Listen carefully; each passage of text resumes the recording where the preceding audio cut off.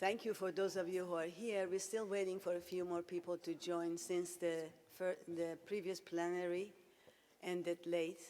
So we hope that open data from principle to practice will be attractive enough to come back before coffee or before refreshments.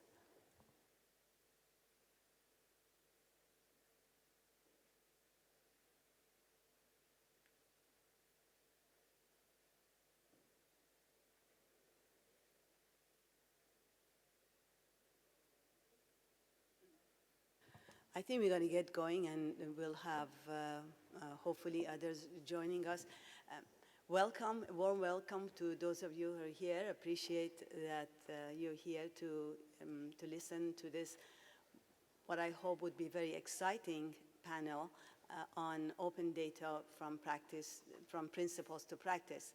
This is one of the sessions under the track standards and principles, and my colleague Bob Chen from Season, who's been co-producer of this session, he's just outside trying to get people to come and attend this meeting. So tell him that I did acknowledge him as organizing this session. So what we have in mind is to, it gets disconnected. What we have in mind with this session is to sort of review, I don't know why it gets disconnected. With your participation, try to do a review of what are the different data, open data principles, and how can be, and various initiatives which have been set up based on those principles, and then how can we actually, in moving ahead with the data revolution and sustainable development agenda, how can we actually make sure that we get lots of value from moving these principles to practice. We have an amazing set of speakers here. I'm going to introduce them as we go.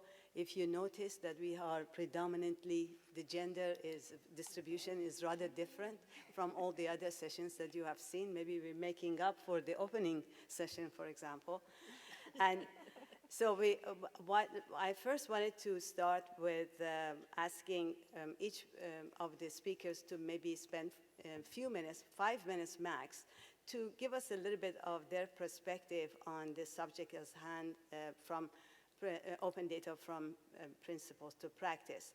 And I think the best thing would be maybe start, Laura, from you as for giving us a little bit of a scene setting in this topic. Laura is coming from, Laura Bacon is a principal policy at Omidyar Network, and her work actually focuses a lot on policy and advocacy strategy for global governance and citizen engagement initiatives. And she was appointed by President Obama as a White House Fellow and served in this role from 2009 to 2010.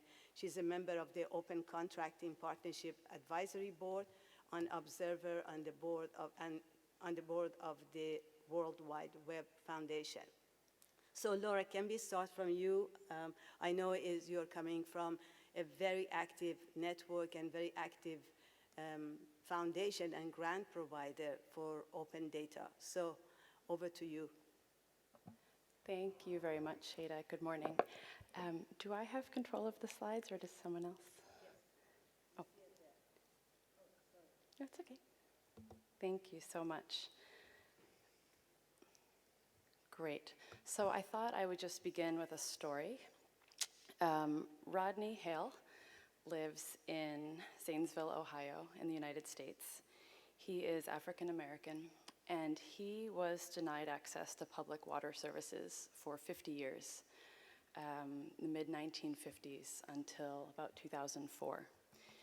And this was not just true of him, it was true of many of his Black family members and neighbors in Zanesville, Ohio. And one of the quotes of the residents interviewed in this town was that basically the water stopped where the Black folks started. The water lines just did not make it to their community.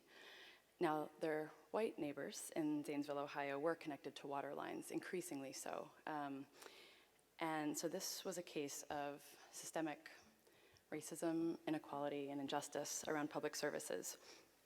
Rodney and his neighbors were, because they were deprived of water services and clean water, had to collect rainwater, had to collect snow and let it melt, had to go to cement very contaminated cisterns to grab water. Rodney remembers having someone come over to his house and say, wow, you know, this drinking water really tastes like a rat died in it. He went to his backyard, looked in the cistern, and actually there were 2 dead rats in his water supply. After decades and decades of battling this injustice and this travesty, the county finally agreed to start setting up water lines. But they decided to take this case to court. And a civil rights law firm worked with the community, with Rodney and his community, to make the case that this was indeed racial discrimination. And they used data to make that case, in addition to testimony. So they took public geographic information systems data, they took water billing data, they took demographic data, they took parcel data, which showed households, and they also went door to door. So it was a combination of open data, some public data, some private data, and were successful. And in 2008, after a long 3-year court battle, showed that racial discrimination had played a role in provision of water services, and the community won an $11 million settlement. Now, this was a case where open data was used to highlight systemic inequality and injustice, and of course the testimony helped. And so if we could move to the next slide, please. Oh no, I can. Move myself, thanks. This, you know, I'm gonna plagiarize from Manish Bhatna, who is at WRI and was one of the co-chairs of Open Government Partnership. He said something similar to this about open government. He said, you know, while open government alone cannot fix the world's problems, they will not be solved without it. And so I guess I would like to posit that open data alone cannot fix the world's problems, but the world's problems cannot be adequately understood and solved without data, and especially open data. So this slide gives a deep dive on the open data definition for those not familiar with it, and the characteristics of why data in particular is important, why government data is extremely and especially valuable, and why open data is often better than closed. And there are some exceptions to that, which I think Jenny will be talking about in terms of privacy, confidentiality, security. So I think reformers in country can use these arguments. I also just wanted to talk about open data as having an impact. It's not just a hypothesis that open data can have impact. There's actually evidence for this. And this evidence has come in a number of forms. And I think some of the case studies and stories, like the one I just shared, are helpful of showing open data's impact. GovLab at NYU put together that story around Zanesville, Ohio, and open data. Web Foundation, Open Data Institute, Open Data Enterprise, and others have done great work showing case studies and indices around open data impact. And basically, there are 4 main ways we believe open data is changing the world. 1, it empowers citizens. 2, it helps solve public problems. 3, open data can create opportunity, especially economic and business opportunities. And 4, open data can improve government and governance.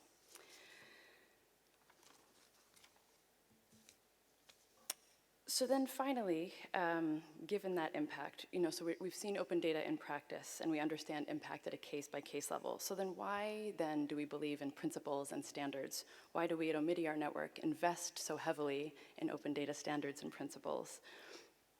And I'll give you some examples of what I mean when I say principles first. So outside our field, human rights, there are certain principles that are set forth and sort of internationally understood. Open Government Partnership has its eligibility criteria. They've set forth 4 principles that governments have to meet to become part. Open Contracting Partnership has principles, and the Open Data Charter has principles, which others on the panel will be discussing. So I think there are 3, and then I'll pass it along to Anya, 3 key reasons that principles can be helpful in moving to practice. First, for the standard setting reason. At the global, regional, national, and local level, principles help us understand what excellence looks like, what good, what bad looks like. It helps put a stake in the ground. Human rights principles, they may be violated, but we know when they've been violated, and we can all point to those principles and say, this is a clear, egregious violation.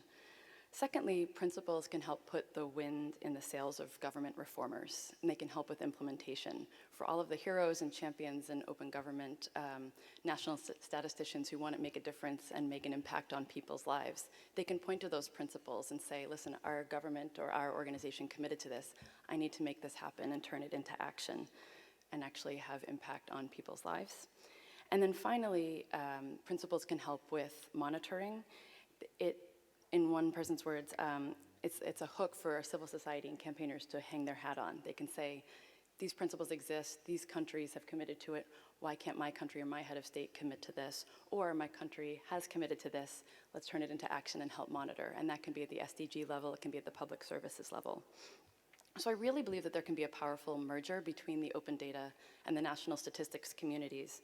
As Eric Swanson said yesterday in a great panel on this, the open data and the national statistics communities have both an interest in and a responsibility to one another. And I really think they can help both set and achieve these principles to improve people's lives. Thank you.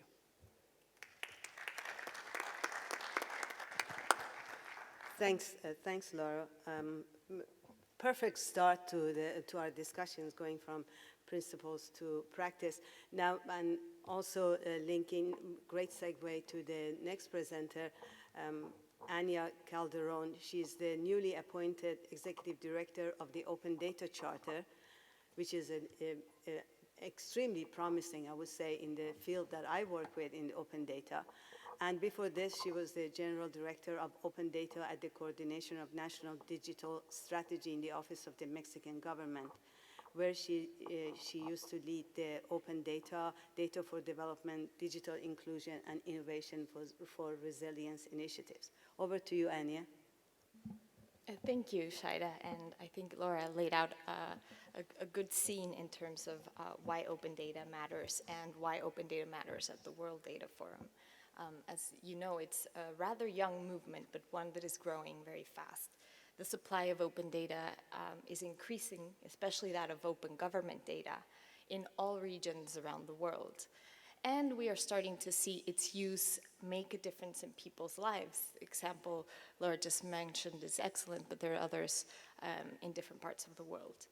And the reason is not because of the quantity of publicly available data or the investments that have been made in developing and maintaining platforms where you can access data catalogs, but because it is a tool that is increasingly being used from different types of stakeholders to drive economic growth, to improve the way government delivers better public services, and also to promote sustainable development. Yet what we have learned is that by opening data, it does not automatically translate into improving people's lives. So the question is, what drives its use in order to achieve meaningful impact? And this is the question that brought together a group of stakeholders from governments, from civil society, academia, civic tech community, and others at the International Open Data Conference 2 years ago in Ottawa, where a global and participatory movement was launched to develop a set of trusted and collaboratively agreed upon principles under the Open Data Charter that can set this bar high of what we want good to look like when opening data. And it also catalyzed a network, an action network of people and organizations that are working to integrate these principles into their work. Today, these principles have been adopted and endorsed by more than 70 governments and organizations and are becoming our shared values and frames of reference that guide how we open data in order to solve real-world problems. And this is the key issue. And it's at the core of the Open Data Charter because it's really about the people that are empowered through this valuable resource who are driving those changes that we want to see. The principles set out a guide to help structure policies across whole of government, but also promote partnerships with non-state actors to start building data infrastructures that can really resonate with the needs and demands of those agents of change. In a way, they are providing, and as Laura was setting that up, an enabling environment of what we want to achieve. But I think the real challenge lies in how we implement these principles, how they're operationalized and brought to life. Because norms only lead to meaningful impact when they're able to transform the services and the public institutions that people interact with. So this requires political will, which is signaled through high-level adoptions of the Open Data Charter, but it also requires a better understanding of what those issues are trying to address. And I think this is where the Sustainable Development Goal provides a real guidance when talking about how to prioritize the release of data sets and start using it to impact meaningful change in people's lives. Wow. Thanks a lot, Anya. That was great. And thanks for making it brief and even saving 1 minute from your opening remarks. That's terrific. Fernando, I'm going to turn next to you. You are a brave man sitting in an all-female panel. So we're all behind you. Fernando, I think, doesn't need that much introduction. A lot of you who know him, Fernando Perini is a senior program officer at IDRC, Canada's International Development Research Center. And he's the main man and actually designer, coordinator, manager, fundraiser, advocate, you name it. Also boots on the ground for the Open Data for Development program. It's a very tremendously important program that you will hear a little bit about that. And he's also the force behind IODC, the International Open Data Conference. So Fernando, over to you for 5 minutes opening remarks. Thanks, Shaida. I think I don't have to say anything after this introduction, I guess. Thank you so much.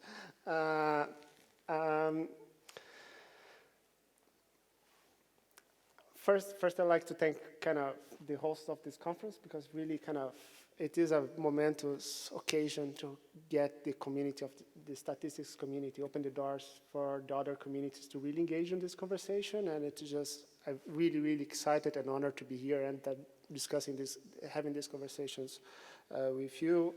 As Shaida mentioned, I coordinate the Open Data for Development Network at the International Open Data International Development Research Center. And basically, what we have been doing is, since 2010 and so on, try to understand how open data makes a difference on people's lives in developing countries by doing practical projects with people in the South. So we started in the Caribbean, Latin America, and expanded throughout the years around the world, getting that work done. The Open Data for Development Network eventually got also a partnership with the World Bank, Global Affairs Canada, and many institutions around the world to kind of strengthen this movement. And what I want to share with you in particular is kind of some of the lessons coming out from the last International Open Data conference that happened just 2 months ago. I'll focus a bit more on that, because it is an opportunity kind of to reflect at where we are on the open data community and try to take some stock of kind of where we are, what kind of some of the actions that we want moving forward. We had, as Anya just mentioned, in the conference that we had in Ottawa 2 years ago, we established this the principles. So it was actually, we started the consultation on the principles there, but we established a group of lead stewards with Media, Web Foundation, Canada, and many others to kind of start to promote these principles and drive this agenda. We also established an initial action plan that was an attempt to create with the different communities on the open data side some structure and collaborative roadmap on how to move the international collaboration on the open data agenda. Since the conference 2 months ago, on the second International Open Data Conference, we have been developing and trying to do that reflection, what are the key actions as well, and working with the communities on developing the second action plan for international collaboration that actually we are just launching here for the World Data Forum. And we're very excited to share some kind of, it has a good summary of where we are on the open data field. So I hope that you can kind of download this on the Open Data Con website. You can download there and kind of have reference to many of the conversations that happen from the open data community. So I'll try to highlight some of the things that I think is important in terms of our reflection that we did throughout the process in terms of what we, in a very high level, of course, where are we in the open data field in this process of the open data community, and how it can contribute to the agenda of this event in particular, the community voted and moved the title of the conference was Global Goals, Local Impact, really showing kind of the key interest engaging in this conversation, both at the global level and making a difference with different communities on the ground. So that's clearly something that the open data community is very keen to work with. So in the first action plan that we had coming out from Ottawa, we had some commitments and we had some very good achievements in terms of establishing the Open Data Charter, launching the Open Data Charter actually at Anya when governments were signing the SDGs. We launched the charter as well, the principles, and we think and the strong association between kind of the two agendas is there from the start. I think that's an important thing. And now we have more than 40 countries already kind of adopting the principles or kind of the charter. We see kind of in the last year or so a kind of much stronger commitment from a high level to open data principles. We see that represented on the Paris Declaration on Climate Change. We see that represented on G20 anti-corruption data principles. We see that in a number of other spaces, we see this coming forward, and I think that we also in this community, that's a great opportunity to continue to do some work on that. But we have done some good achievements on that. I think also when you see the communities gathering around, I think the open data community now is in many aspects much more mature and having some networks in specific issues that are really going to scale of the impact. You know, Laura mentioned very rightly that the nature of the open data community is like getting that specific data set to solve that specific local program, but at the same time thinking globally on how we can standardize that and kind of create communities that drive that change. So open contracting, global open data initiative on agriculture and nutrition, GODAN, all they have kind of started to kind of really transfer knowledge around the globe on how to drive change in specific real world problems. I think also what we've seen is from the open data community that the regional processes are getting much stronger. We have been supporting that particularly, are very keen on that.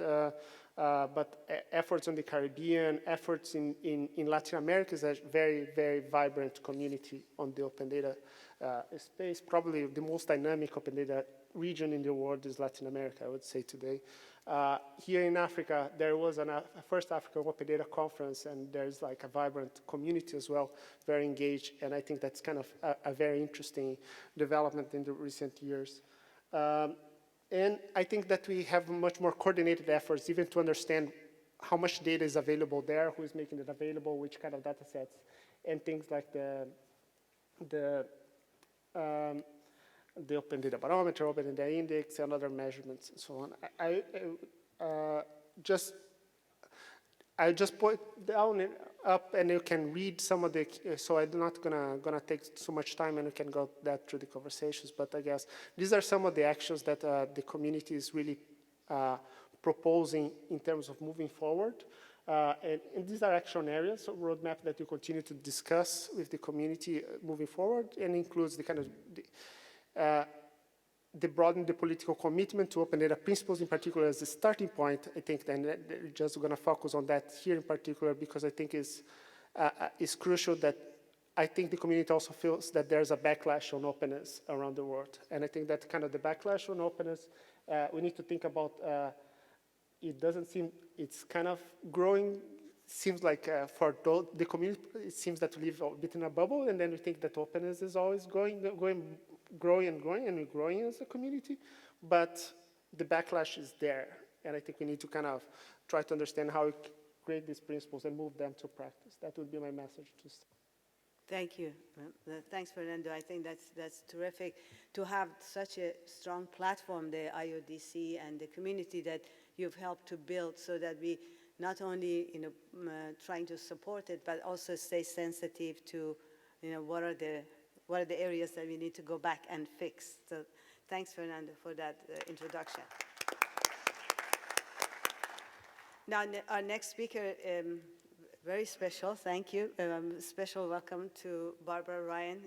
She is the Secretary Director of the Intergovernmental Group on Earth Observation, GEO, in Geneva, one of my favorite cities in Switzerland. And under Barbara Ryan's leadership, millions of satellite images and other Earth observation data have been made available to the general public at no charge. Anybody who doesn't know Barbara, when you ask people who know her, the first thing they say is that she's had a huge impact on this work since she's been in charge at GEO. So over to you, Barbara, to give us your perspective. Great, thank you very much, Shaden. It's really an honor to be here. It may come up in the question and answer period a little bit, but the Landsat story really is quite a unique story. But I have to say it was just coincidental that I happened to be in the job at the time. There were people that were fighting that issue for 34 years, since the first Landsat satellite was launched. And so for me, I think that while it's a very interesting case study, it does point to some of the challenges in moving from principles to practice. So we can come back to that. Today, though, what I'd like to talk a little bit about is just the role of Earth observations in the SDGs. With the Group on Earth Observations, the organization that I work for now, we're 103 member states. We aren't a UN organization, but you need to be a UN recognized member state to join GEO. We also have 106 participating organizations, many of those in the room. And I guess the key point here is that, and this was talked about in the opening sessions for this conference, if we're going to use the SDGs as a forcing function to really make sure that no one is left behind, then the role of broad open data policies is essential, but not sufficient. The speakers have already referenced that today. And our niche, I'll say that, although it maybe sounds a little bit pejorative, our niche in GEO really is Earth observations and geospatial data. So it's any observations in, on, or around the Earth.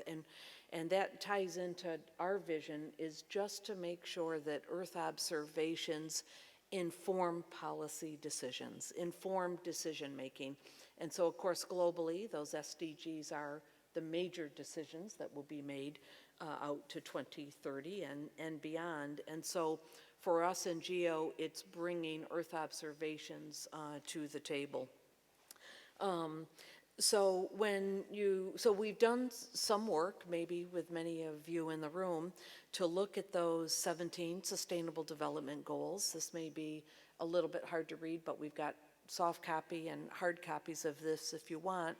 And what you will see on this matrix are some maybe key Earth observation and geospatial information products that are along that x-axis up at the top. And so those individual cells that are colored in on this particular graph are where Earth observations could contribute to these individual Sustainable Development Goals. And so you'll see clearly there are some where Earth observations can play a rather significant role.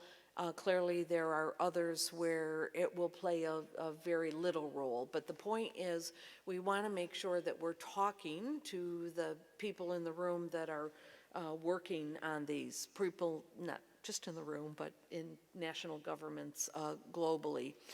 We've also gone one step beyond just a mapping of these Earth observation or geospatial products to those individual goals, but to actual targets and indicators. And again, while I don't expect you to read these individual numbers that are shown on this graph, what you will see is that, again, it shows those most likely targets or indicators where Earth observations and geospatial information can play a role, either directly or indirectly. And so, again, some analysis that we would love to work with you on, or certainly make available for the broader community. And I think maybe just to wrap up these remarks, because we do advocate for broad open data on Earth observations, we issued a report about a year ago with CODATA, the Committee on Scientific Data. And these are, and again, while maybe some of the words have been used, different words have been used already on the panel this morning, for us, it's these 6 areas that make open data so very important as an engine for research and innovation nationally, regionally, and or internationally, for education, for capacity development, for, I think, particularly for the SDG arena, for effective governance and policy making, clearly for social welfare. And I would argue, when we saw this in spades with the Landsat decision, for economic growth. And I think particularly for governments where economic growth is so important, we as a community need to do a much better job of showing them that open data really can be an engine for economic growth. While we see improvements, there is still just a lot to do. And so I think while many of us are quite optimistic that the genie's out of the bottle, that it's going to be very hard to go back, there's still a lot to do, and I think we need to be ever vigilant about pushing. For us, open data on Earth observations and geospatial side of the house, but I would argue for this community, for any data that our governments collect. Citizens have paid for that data. They pay for the people that are collecting the data. They finance the institutions and the collection devices.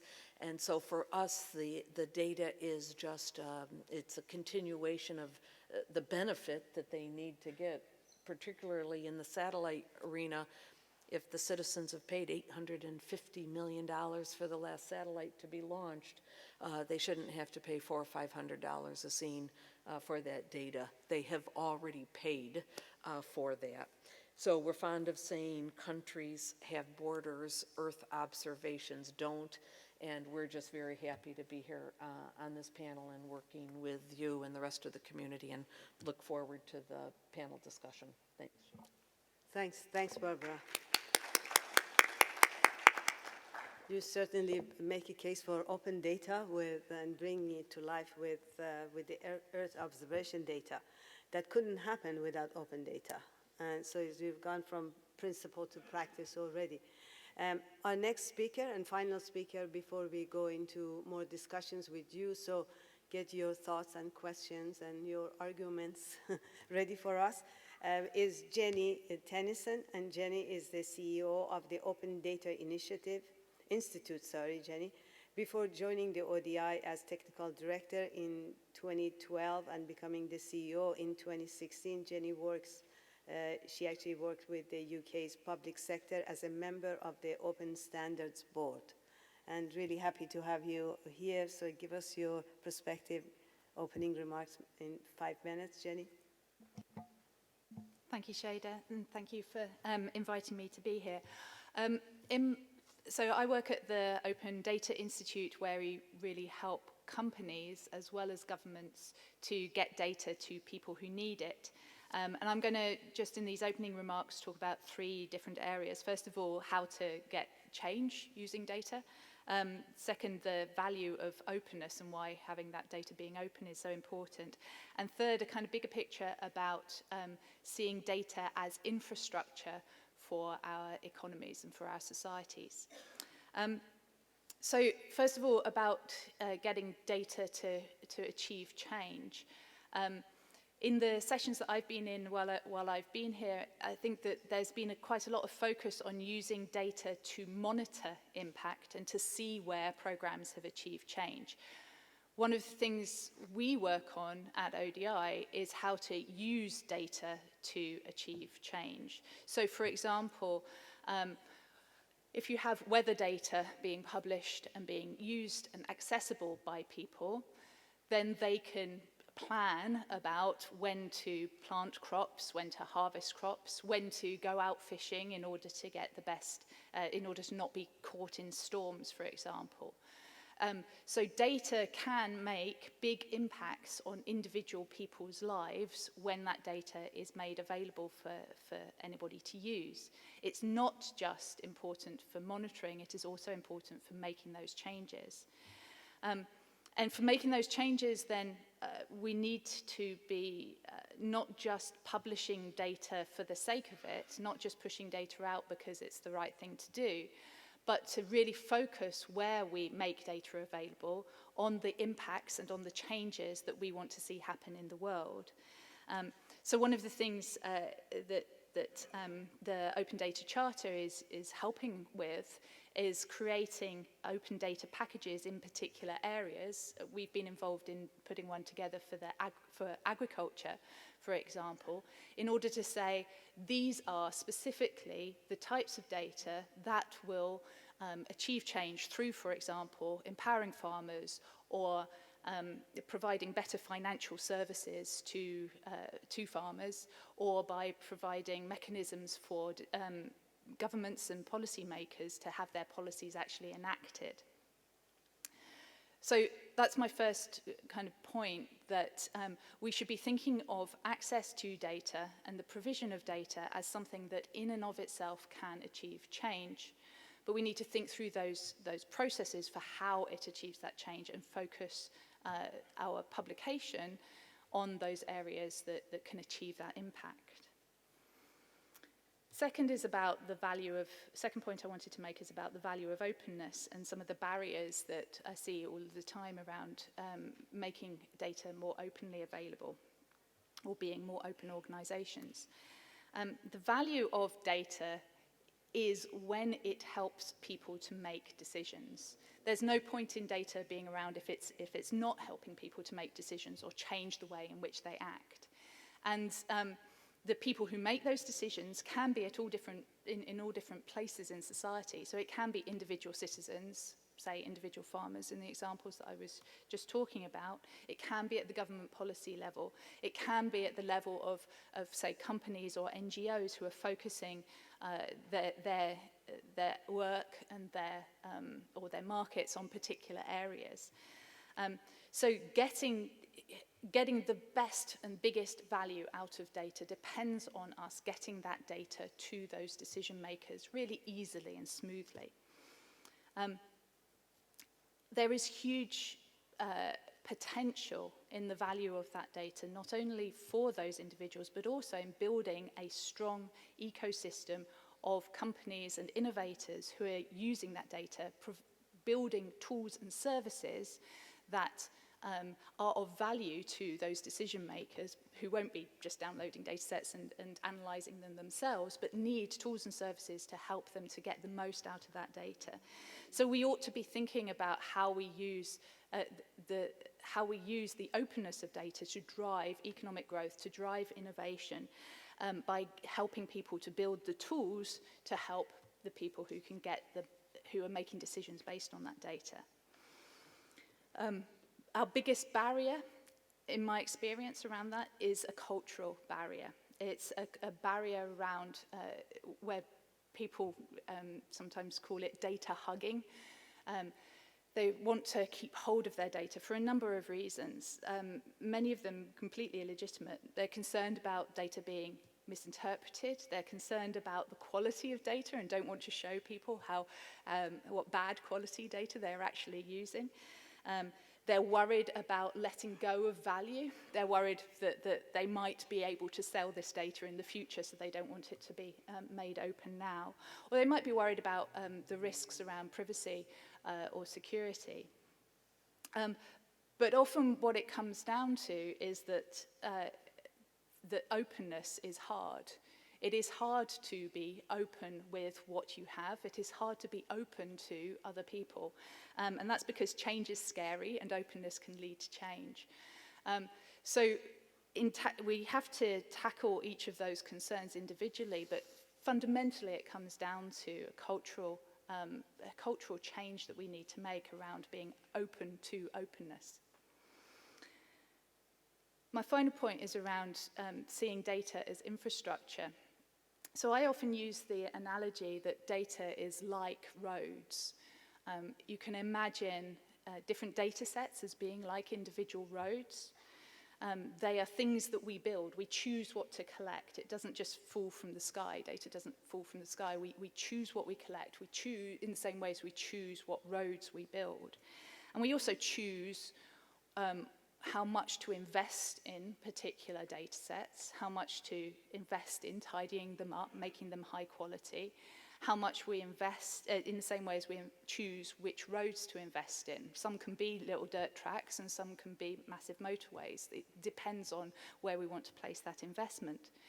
We also choose with roads who has access to them. Sometimes we have private roads, sometimes we have toll roads, sometimes we have roads that are open to everyone. And in the same way, we choose with data who has access to that data, whether it is private, whether it is something that needs to be paid for, or whether they are open to everyone. And just as with roads, then we get most value when that data is available to everyone to use. So when we see data as being infrastructure, it's infrastructure because we are basing so many of our decisions on it, even without knowing. There's a statistic that says something like 84% of Americans with a smartphone use open data every day. And that's because they rely on maps, they rely on transport information, which is all available openly. But they don't realize it. You don't realize that you're using data as much as you are. But when we think of data as being that infrastructure for our society, we have to think about the roles that different members of that society play in that. A lot of the focus and the stuff that's been talked about on the panel so far has been on government data. And that's appropriate because, as has already been mentioned, government pays for that data. However, I think it's more important to see government as an enabler for that larger ecosystem, that larger infrastructure for data. Government is an enabler in setting standards, including technical standards and policies, and government is an enabler in bringing together the communities that need to be involved in pulling together data of particular types. But the data itself, we have to recognize, comes from much wider branches of society than just government. It comes from companies, it comes from NGOs, it can be citizen generated as well. And so our data infrastructure is generated by all of those different players in society, and we have to pull those together. So just to wrap up, that's at ODI, then what we do is try and help to create those kinds of data infrastructures through programs of activities focused on building infrastructure, skills, and getting innovation, so that data can flow to the people that need it most in order to achieve change. Thank you. Thanks, Jenny. Thanks. Before we go to you and some discussions, dialogues with the panel, I wanted to make an urgent announcement. There is a delegate, Mr. or Mrs. Bao Wadie from Ghana, who needs to be urgently in room 1.7. So if you're here, please move to room 1.7. Doesn't seem to be here. Okay. So now we want to move to the second part of our discussions here to see if you have any challenges for the panelists, any points that you want to be elaborated, any questions or comments that you want to make. But I also wanted to sort of, focus the discussion a little bit more on the practical part of going from principles to practice. And the practical part is that I have in mind is as follows, is that we do have a lot of different principles right now at work. We have, of course, the fundamental principle of official statistics. And number one is very much related to open data. It doesn't say open data, but it's there. It's talking about the value of data and releasing data and dissemination of data. And then, of course, we have the Open Data Charter.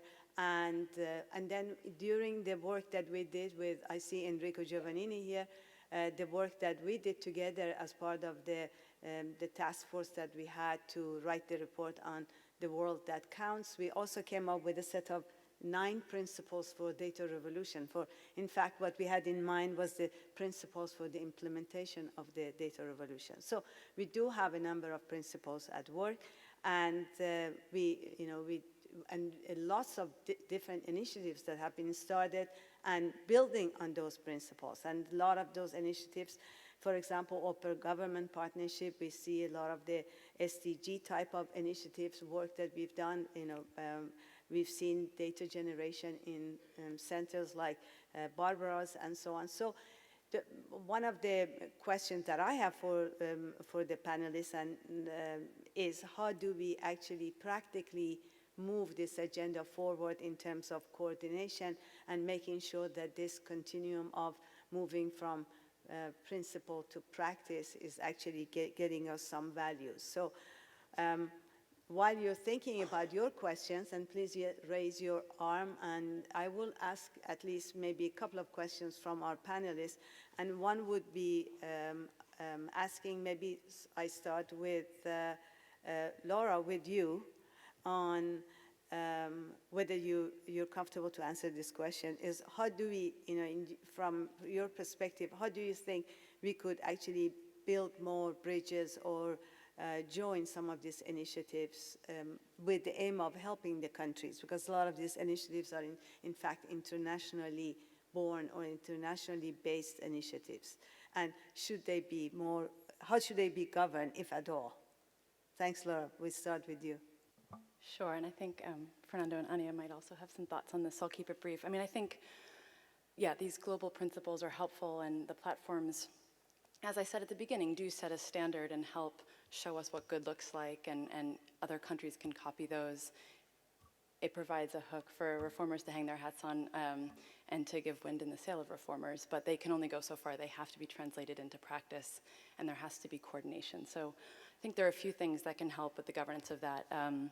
One is for all of the different platforms and global organizations to be quite aware of one another, to try to build on one another and not reinvent the wheel. And so the extent to which Anya at the Open Data Charter is building on her experience with the Open Government Partnership and other platforms like that, I think it's really important that they build on one another.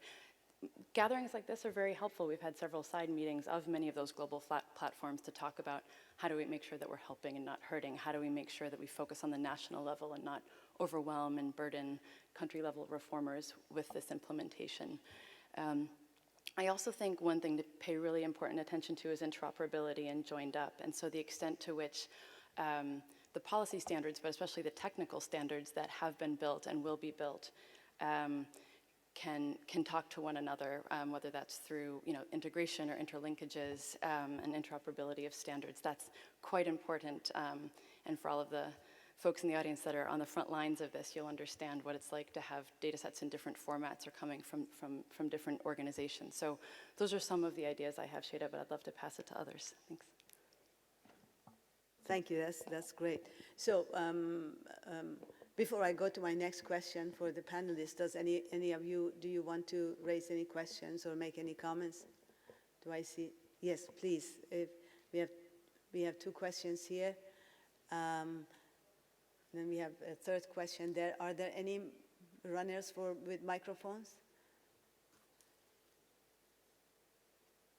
So we're going to take 3 questions here, and then we take 1 question and 1 in the middle.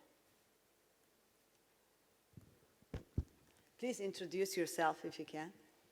This is Dr. Albina Chua from Tanzania National Bureau of Statistics.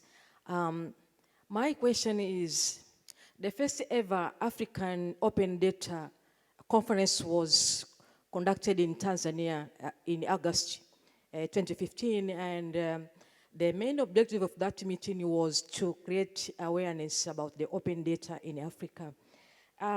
One of the resolutions alluded from that meeting was about what best can we do to engage champions of open data initiative globally.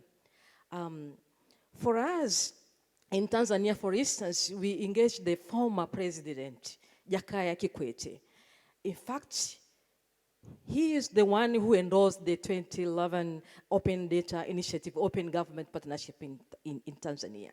So we have our Excellency Barack Obama, which we think in a global, if we can be a champion at a global for open data, I think we will have somebody who can advocate on this. The second issue that I would like to raise is about the institutional setup, legal setup for the open data initiative. In Tanzania, really, I find this as a challenge in terms of institutional setup. Either it's open data should be at the National Statistical Office or at the State House or the Prime Minister's office. The aim is to get political will that we are looking for. And according to the World Bank Readiness study that's conducted, political will is being number one. Otherwise, this open data policy that we are talking about, if we don't have the political will in terms of providing enough resources and so forth, I think it won't take off. Thank you.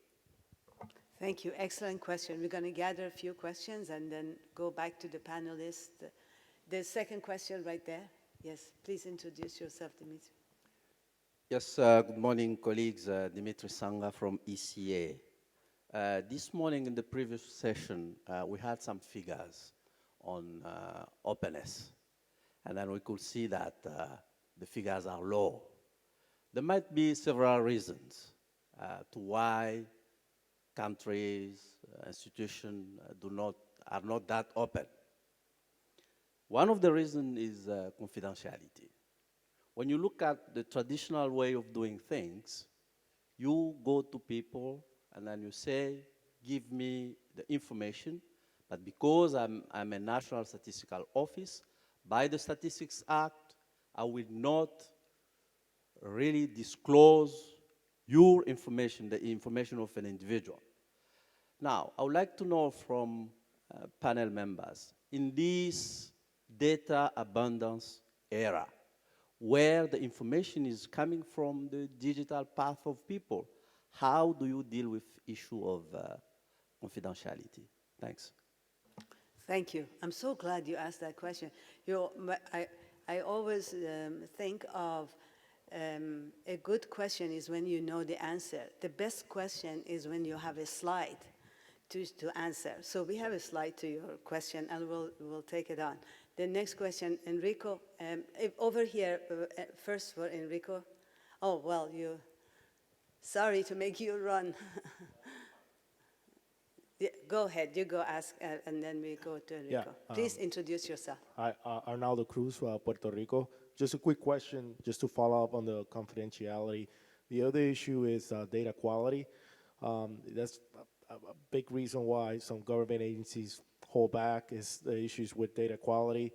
And so I guess want to hear your suggestions to how to deal with that. You're putting a lot of data out there, and there's issues with data quality, data entry, and mishandling of databases. And we're putting data out there, and people are using it, or making decisions based on bad data, or people outside using the information to make policy implications. So, how do you go about dealing with the issue of putting data out there that's really bad data? Thank you. Excellent question. Enrico? Yeah, thank you very much. A question for the panel. Once we make all this data valuable, then we have to convince users, of course, to do that. And I think that students may be a particularly important audience to mobilize. Do you have any experience to mobilize universities, networks, in order to have them looking into the data and therefore mobilize eventually the rest of the society? And then I have a quick question for Shada. Why did our idea of merging, in a sense, fundamental principles and open data principles, data revolution principles, didn't fly? Because now we saw in the action plan, global action plan, that finally the official statisticians are ready to revise eventually the fundamental principles. Do you think that this is the right moment to do that? Is feasible? I knew you were going to have a difficult question, but I was hoping it would be for the panelists, not me. But you are part of the panel, anyway. Yes, okay, so we, oh, Eric, the last question, Eric Swanson in the middle. Okay, I have a slightly different question for the panel, but it's stimulated by Barbara's remarks. The question keeps getting asked, what's the value of open data? And I don't have an answer for that, but I know the value of data. I know that Michael Bloomberg has made billions and billions of dollars off of data that are, of course, not open, and that's how he's managed to make those billions and billions of dollars. So my question for the panel is, it seems to me that if we want to talk about valuable data, we need data that individuals can act on that makes a difference in their economic activities. So, you know, farmers having immediate access to prices of crops so they can decide when to harvest and when to sell, or the price of transportation to get to the markets, that sort of data. Where are we making those kind of data available as open data on a systematic, regular way that people who need to rely on the data can use it? Thanks, Eric. So I'm going to go to the panel, starting with Anya. We're just going to go this direction. And Anya, you know, answer any questions or all the questions as you like. But in particular, Barbara, I was wondering if you could take on the quality question. And then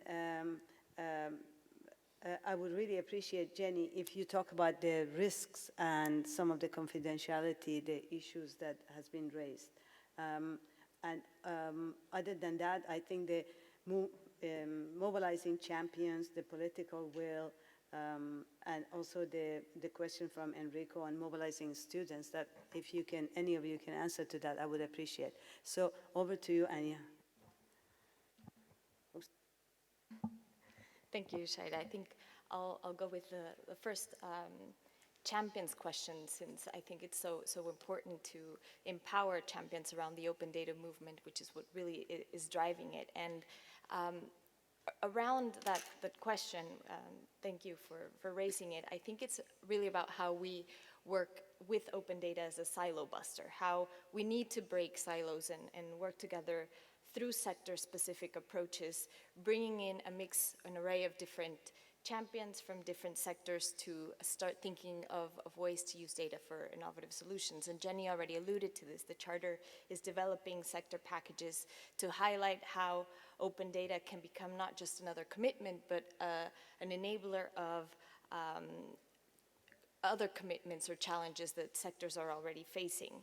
And for example, achieving food security and improved nutrition and promoting sustainable agriculture is precisely what the agriculture open data package set out to address. And it was designed to provide insights and guidance into how to make agriculture data available through common standards, to data interoperability, and foster strategic use to address these challenges that the sector is facing. But most importantly, and this gets to the champions question, is that these resources are created in partnership with domain experts that are peer-reviewed and developed through collaboration that engages both data publishers and data users, so that they're really fitting their needs.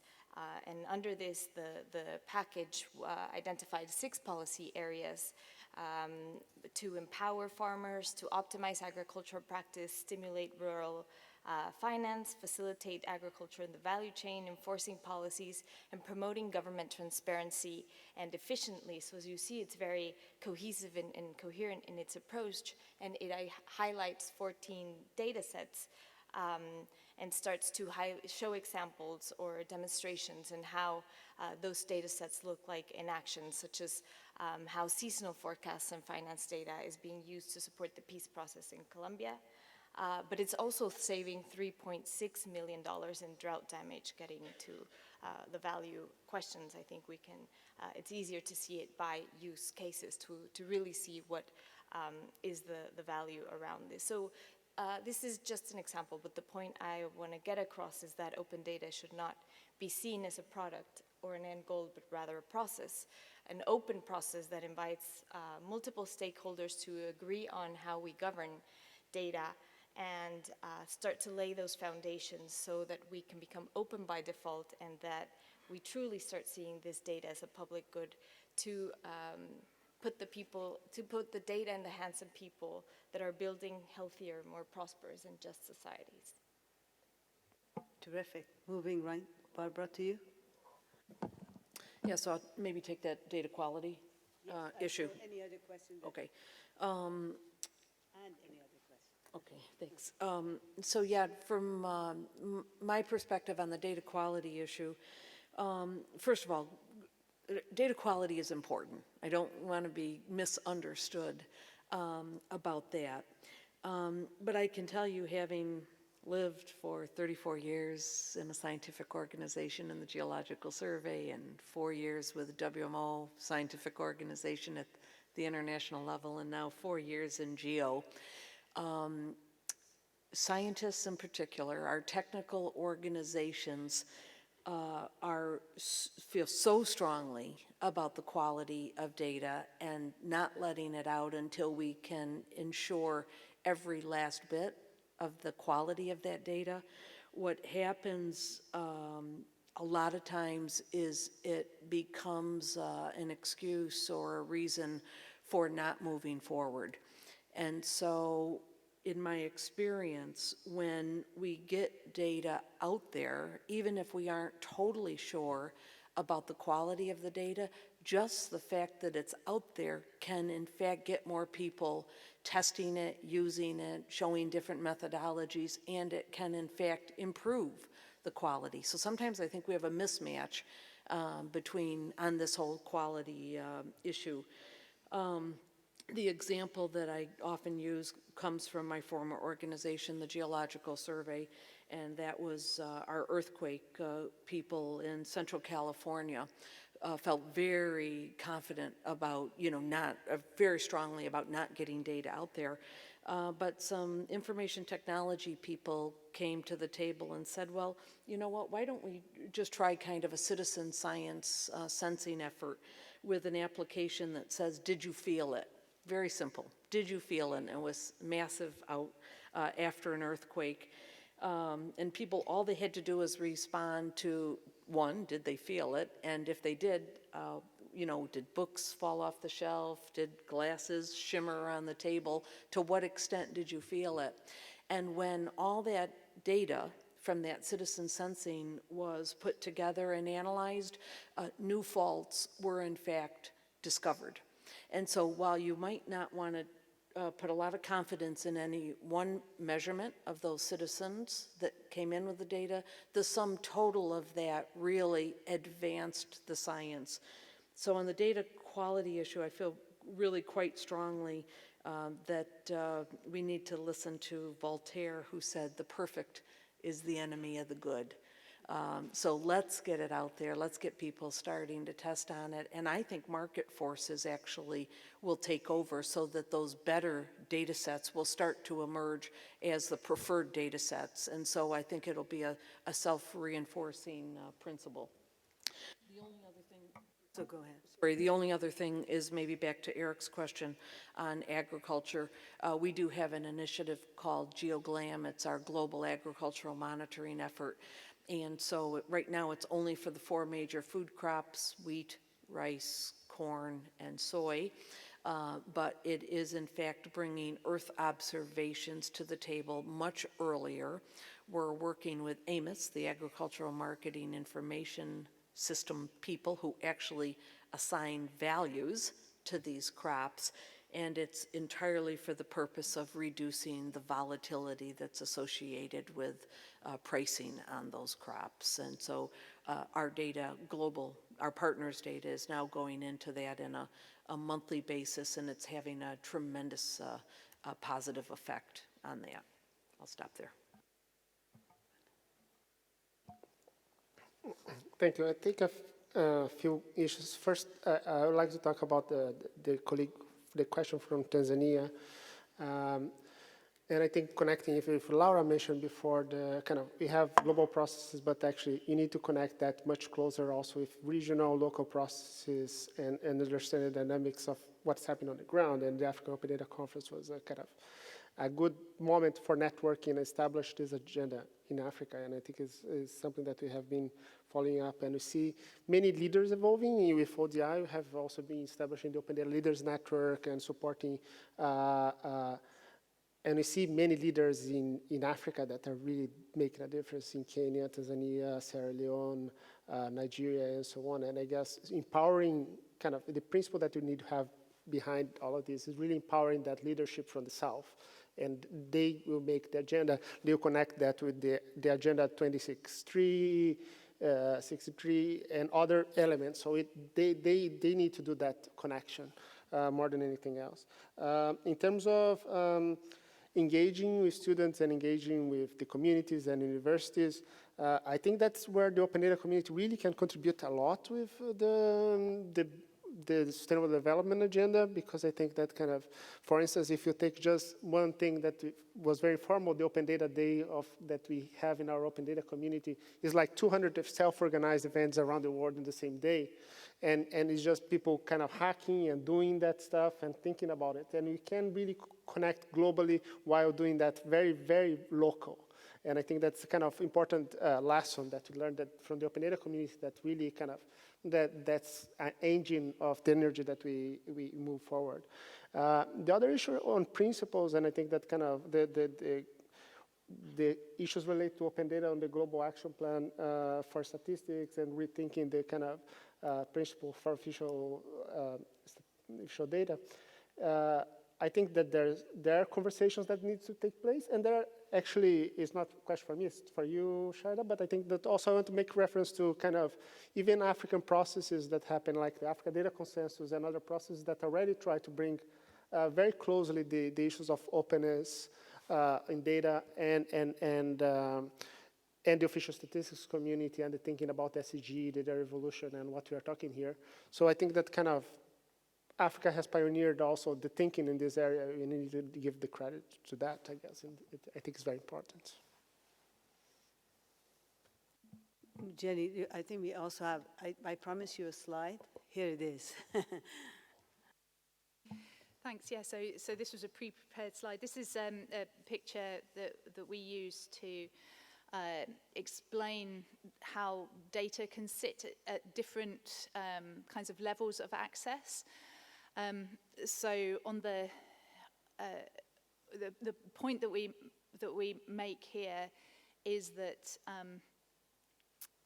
wherever data comes from, whether it's about individuals, whether it's personal data or commercial data, or whether it's government data, is kind of orthogonal to how much access you provide to it. So on the main spectrum shows that some data should be and is closed, provided so you only have access within a particular organization.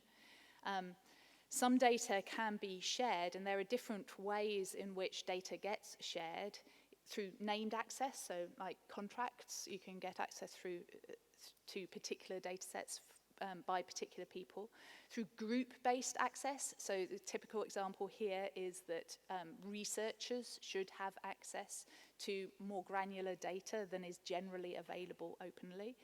And we see a lot of data that is public access, in other words, that it's published on the web, but it doesn't have a license that enables everyone to access, use, and share it. In other words, it's not open, which is on the far right-hand side, which actually explicitly has an open license associated with it.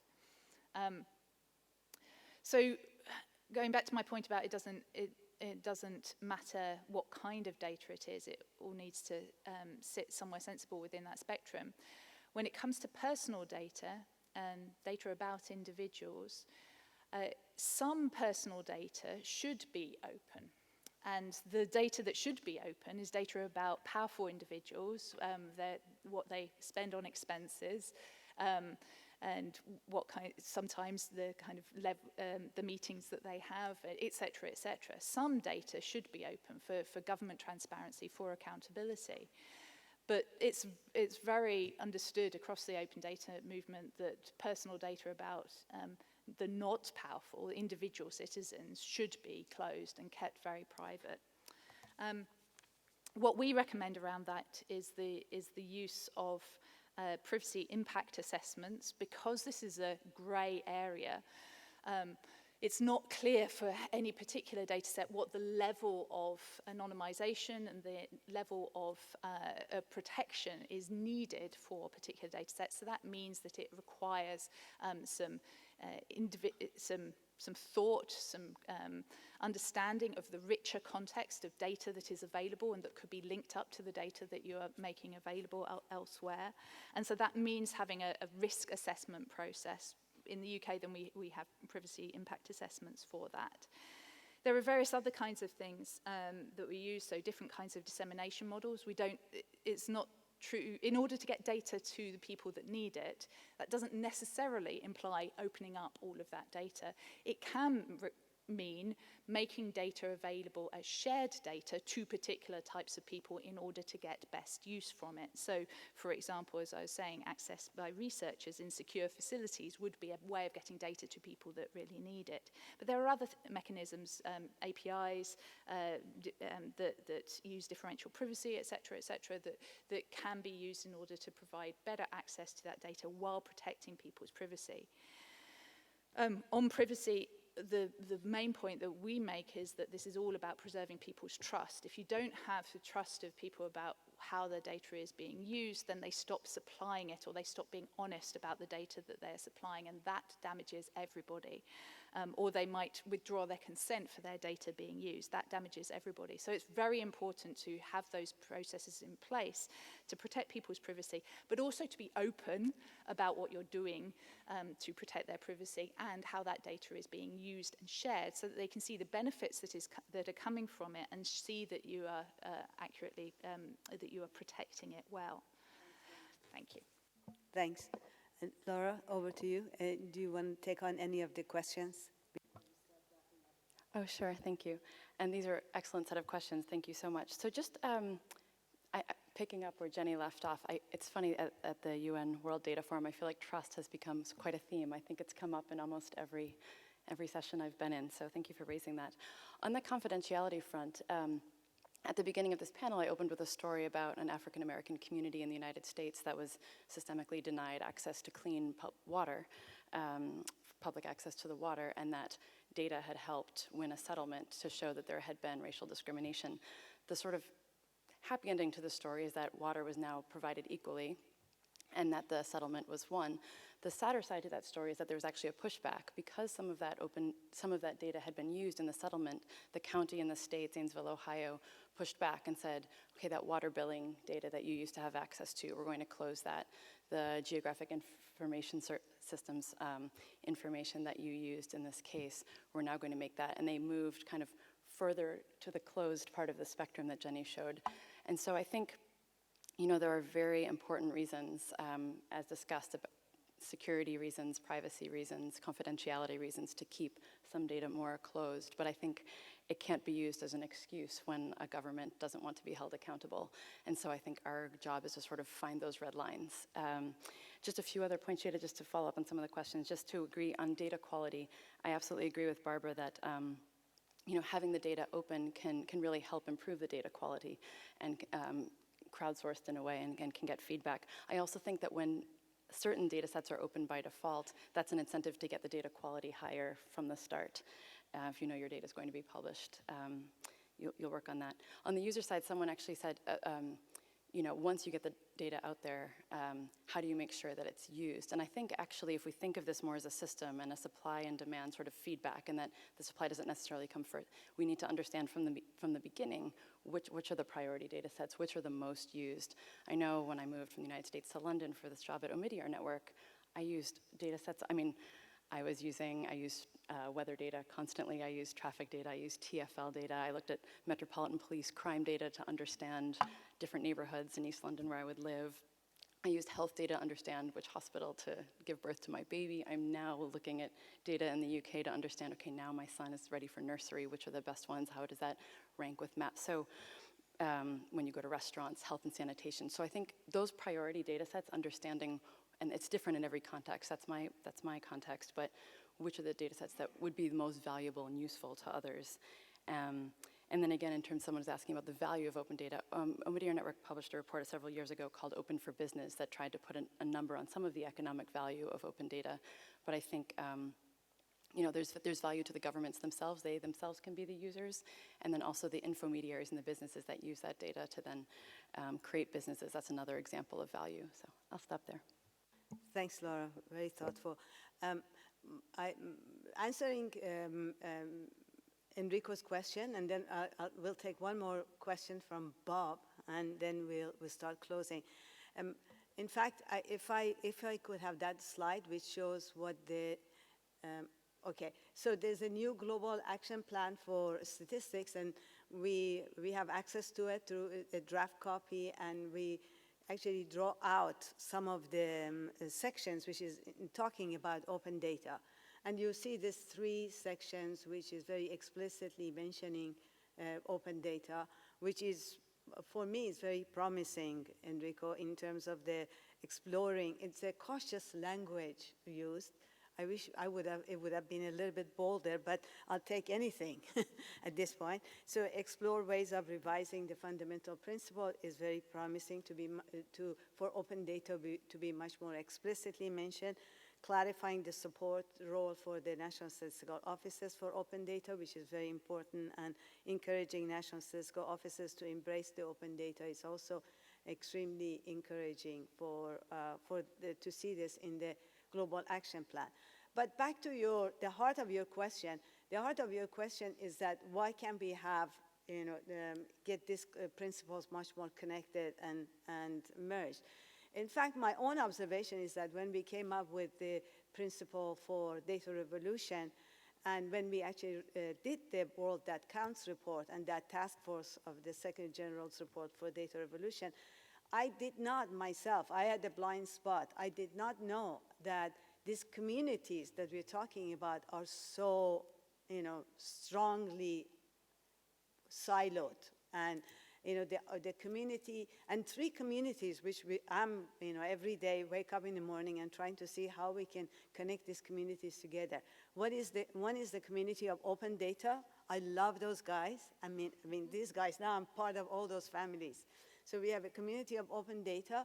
We have a community of official statisticians, where you and I have come from, and we know them, love them, and we know the value that they add.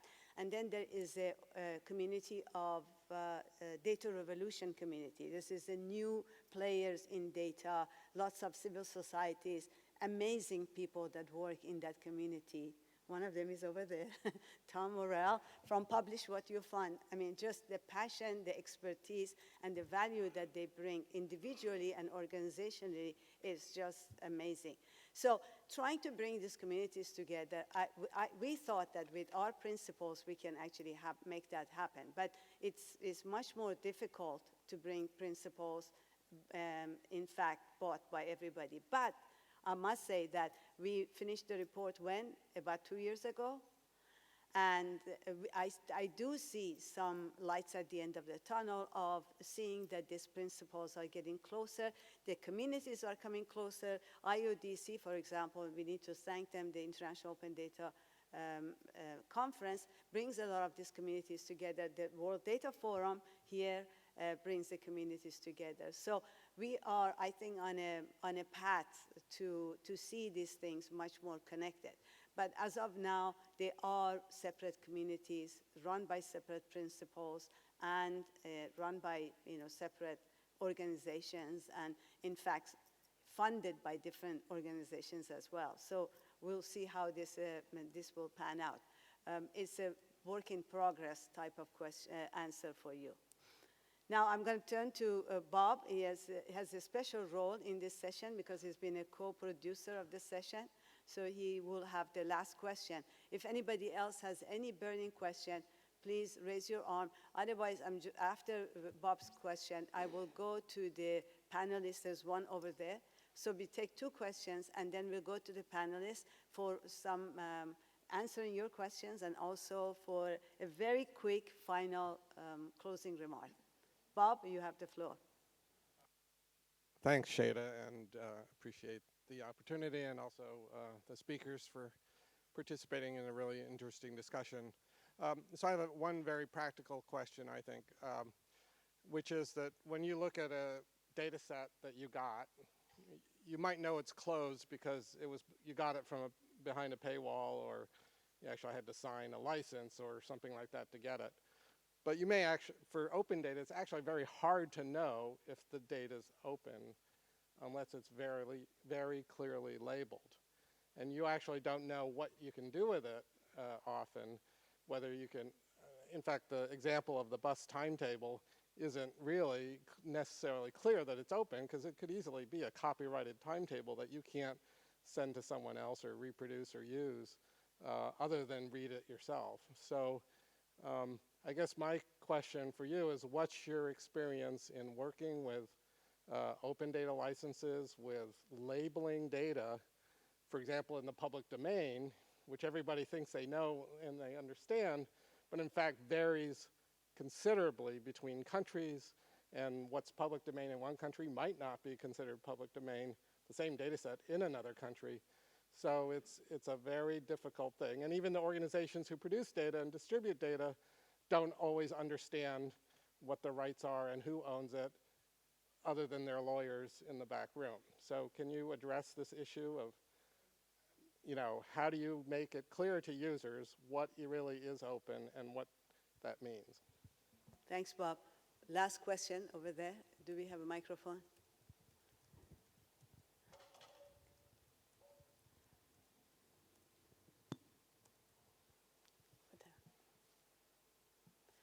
Over there, right behind you. Yes, you got it. Thanks a lot.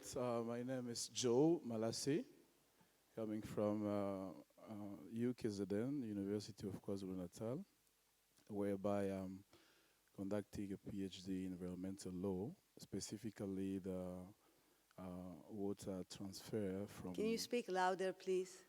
Yeah, I say I'm coming from the University of KwaZulu-Natal in South Africa, whereby I'm conducting a PhD in law, especially legal question concerning the transfer of waters between river basin in the region of Africa. This is not a question actually, but it's a contribution somehow to the highly quality debate of today, according to open data. Because a year ago, I was part of a team which was conducting an assessment of the legal framework of palm oil in the Central African region.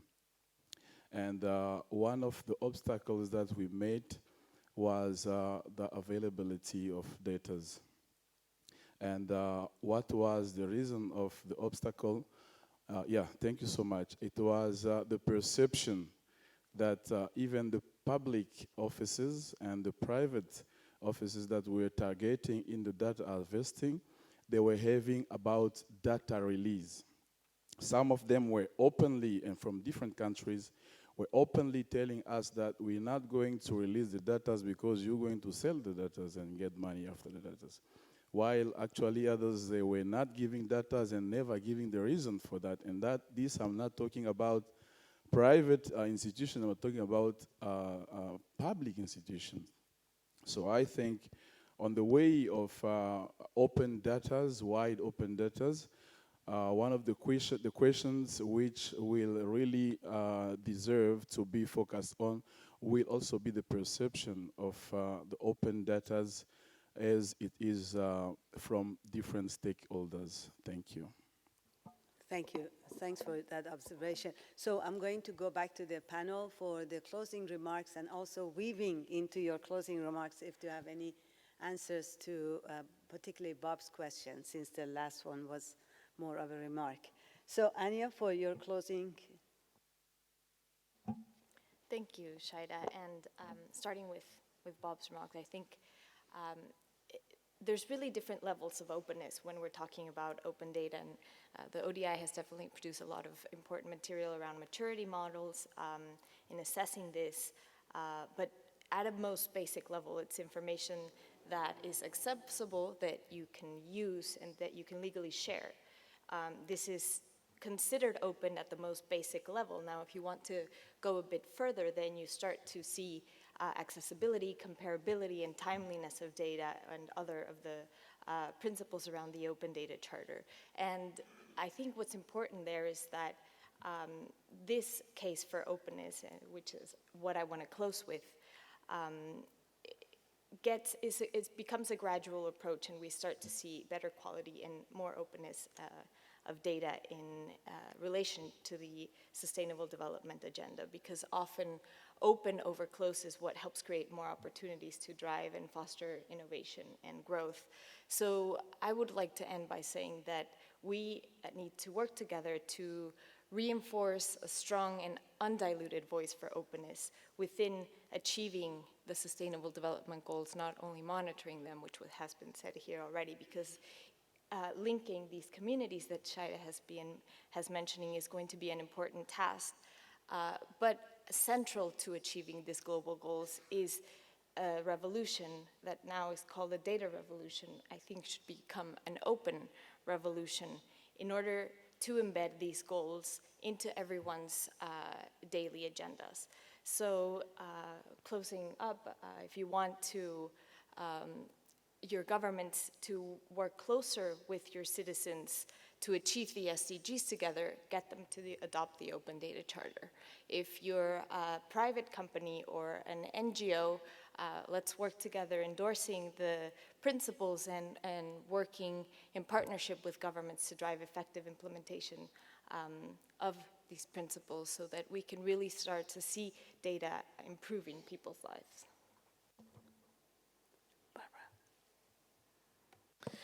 Let's see, maybe going to Bob's question. In GEO, we have put some labels on some of the data, in fact, a fair amount of data called GEO or GS Data Core, which is common and open resources for everyone. What we are seeing is that when you come into the infrastructure and ask for data, the algorithms are now front-loading those open resources, and they're labeled as such. So I think that's been a good move. I can tell you maybe one of the complicating factors, whether on the licensing, is that there's a gajillion different kinds of licensing. And I think people can get really confused real quickly, even if you put it in the metadata on that. And so I think additional work still needs to be done in maybe lumping some of those licenses that are more similar than dissimilar. I guess maybe in closing, I might just say two things under a banner of organizational change or transformation, because I think what we've been really talking about is a massive transformation. I saw some work that was done by, I don't know, maybe a group, Transformation Technologies or Virginia Tech a couple months ago, that this whole idea of transformational change requires institutions to maybe be working 2 levels above their own level. And as I look back on the Landsat experience, that exactly happened. We were taking in quite a bit of money for the sale of Landsat data, so the incentives inside the organization were not particularly to change. Maybe 1 level above our institution was the same, and you really needed to go 2 levels above that to show that it just wasn't a good investment for the federal government while one organization was benefiting. So institutionally, maybe working 2 levels above your own institution to affect change. And then at a personal level, you know, I saw a quote from Michelle Obama that said real and lasting change really depends on the relationships that we build between and among each other. So all I would say is that from a Group on Earth Observations perspective and on a personal level, we are committed to working with you personally and institutionally to affect this organizational change. I'll stop there. Thanks. Thank you. My final message will be following up what Shaida mentioned, that some of these communities, even in the past of International Data Conference, we felt there was very little representation of statistical agencies and the National Statistics Office in the conference. And in the open data movement. And I think we are kind of really pushing hard to make that bridge. You know, definitely IODC, with the efforts of Shida, the Global Partnership, put a specific action plan. It is one of the key actions on our way moving forward, is really bringing those communities together and explore the synergies and enormous gains from kind of everyone if you manage to coordinate and bring better coordinated action between these two communities that really are birds of a feather, I think, kind of in terms of the objectives and kind of ultimate goals that they have. Some small things, but I think they have much to gain from this conversation. Some of the next steps that I think on having this conversation moving forward, even today, we had a conversation yesterday on this, but in the afternoon, there's the launch of the Africa Data Revolution report that we have been working with NECA, UNDP, Web Foundation, and others on the kind of taking stock here in Africa on how to bring this conversation moving forward. We have the Africa Open Data Conference in Ghana in July. And I think we need to continue to work on these kind of key milestones to kind of really address the practical ways that we can bring these conversations together at the global and the local level. So just to quickly address Bob's question, I don't view data as being open unless it is explicitly licensed under it with an open license. And the public domain data, particularly from US, is a problem with that because it's open in the US but not elsewhere, and that can cause a problem. It's something that you have to dig into. I view IP as being one of the risks that you have to manage when you're looking at opening up data. But to sum up the points that I wanted to get across, data is a driver for change. Work back from the impact that you want to have back to the data that you need to make open to make that happen. Openness massively increases the value of data to society, and it also drives economic growth and innovation. So openness is really important. And finally, that governments aren't on their own in creating our data infrastructure. We should be collaborating more with companies, with NGOs, and with citizens in order to create a data infrastructure that works for everyone. Final comments, I'll be quick. So first, I think one thing I wanted to mention that hadn't been mentioned is Prozora, which is an open contracting group, and Ukraine often talks about the Golden Triangle, and they're talking about the kind of collaboration between civil society, the private sector, and government. And I think for all of these conversations, that's a really important synergy. And some of the great work GovLab has been doing around data collaboratives, I think their repository will be launched today, is about a new form of public-private partnership where different types of data can come together to help solve humanitarian crises, emergencies, and deliver public services. So I wanted to talk about the Golden Triangle. I guess I just emphasize again, I do believe the open data, national statistics, SDGs, communities have a huge interest in and responsibility to one another. I think the more we can focus on that feedback loops between supply and demand, on the use cases, and also on the global, local dynamics, I think that will strengthen our case. And then I might amend my quote from earlier and just say that, you know, while open data alone cannot achieve the SDGs, I think the SDGs cannot be adequately understood nor solved without data, and especially without open data. Thank you. Wonderful. Now I wanted to close it by first actually thanking you, the audience. And since you attended a session on open data, I wanted to give you some data about you. So at the highest point, we had about 100 people in the room. The distribution between male and female, I mean, you have about 60% male, 40% female. You, for some reason, you are very intelligent people, but you like to sit on single seats. A lot of you don't have anybody next to you. But overall, you've been a wonderful, wonderful audience. So we really appreciate that. This is not an easy topic. So for you to choose this topic among all the other things that's being covered here is very important. Open data is a very difficult topic, but open data from principles to practice actually makes it even more difficult. So I wanted to really thank you, but most of all, thank our beautiful panelists. They got so many emails from me, you wouldn't believe it, and they were so polite. They answered every one of them, and they shared their presentation, they stayed on time, so I'm really grateful to them, and I want to give them all a hug on your behalf, and a big applause to all.